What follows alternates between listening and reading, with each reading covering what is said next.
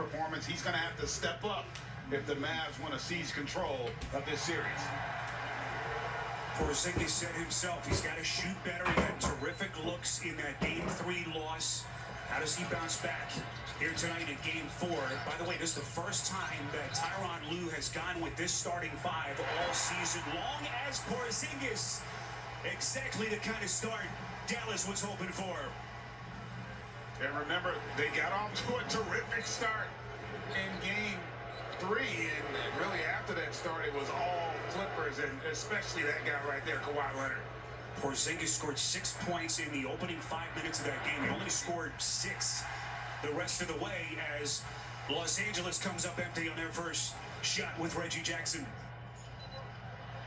Dallas works it to Porzingis, aggressively looking for KP at the start.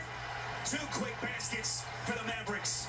And when you're 7'3" and you play in the paint, you're 7'3". If you settle for the perimeter game too often, if you're Porzingis, it really is to the benefit of the defender. So I love the action there. 2 spots in the paint where he's been effective. That's a deep three-pointer. Won't go, so the Clippers come up empty. Both shots from Reggie Jackson, making his second straight start after Tyronn Lue made another change to his starting lineup for Game 3.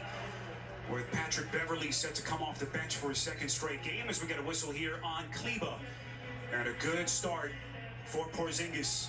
And he's going to have room to operate. You know, you see here, Paul George really just not have the size to elevate and contest that shot if Porzingis is aggressive. Still no Serge Ibaka for the Clippers. Did not play in Game 3. Hasn't made the trip. Back spasms, that pinched nerve. Big loss and injury he's been dealing with for the last couple of months. Corner 3 from Paul George won't go. And the Clippers have missed their first 3 shots. And while the Clippers are one of the best teams we've ever seen from three-point range, I would like to see them attack the paint a little bit more. Turned back by Leonard. Boy, pretty drop step, but Kawhi was there. Drive sucks in the defense outside. That is Batum to get the Clippers their first points. And even though they shoot the 3 there, it was off an attack by Kawhi, getting both feet in the lane and creating that opportunity for Batum. Batum did start 38 games during the course of the regular season, but usually that was for either Leonard or Paul George. First time we've seen him in this current alignment. Here is Hardaway Jr.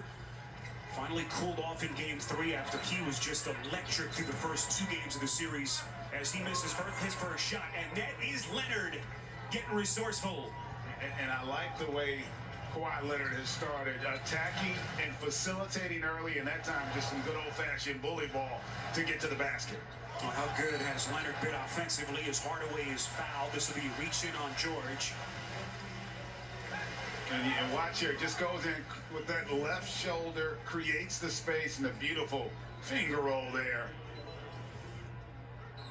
Leonard, only the 3rd player in history with back-to-back playoff games of at least 35 points while shooting 65% from the field. 42 in Game 2.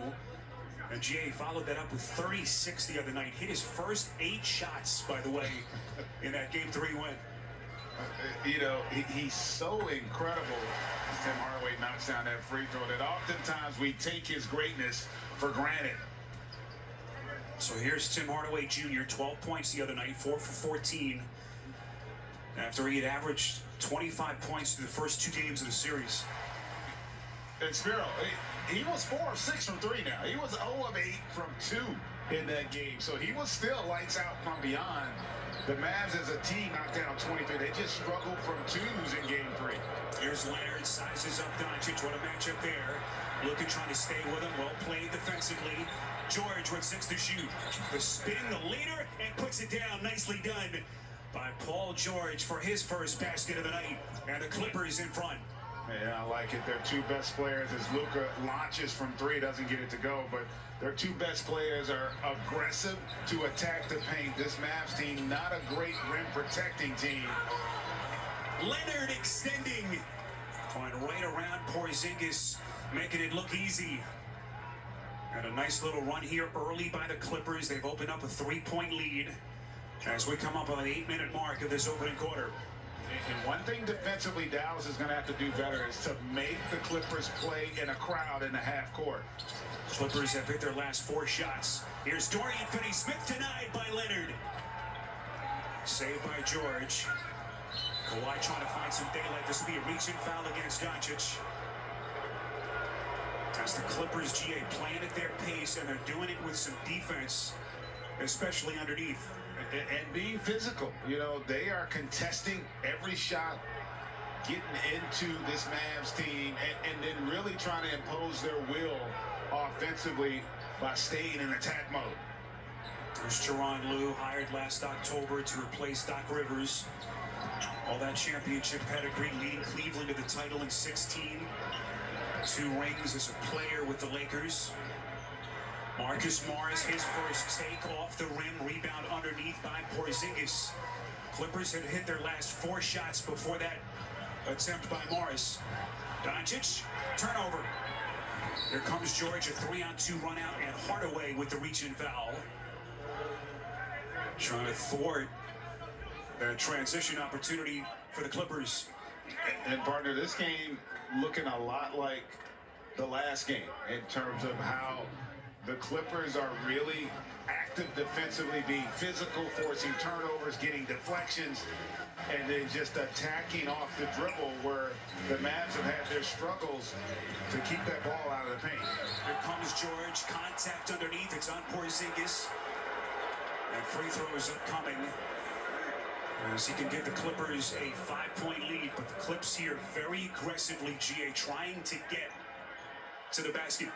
And they did. I tell you what, that's a fortunate call there. It looked like a pretty good block. And this is where I'm not a fan of this rule in terms of the challenge. You only get one, and I know we want to speed up the game. You can see Rick Carlisle is not happy, mainly with how his team has started the game.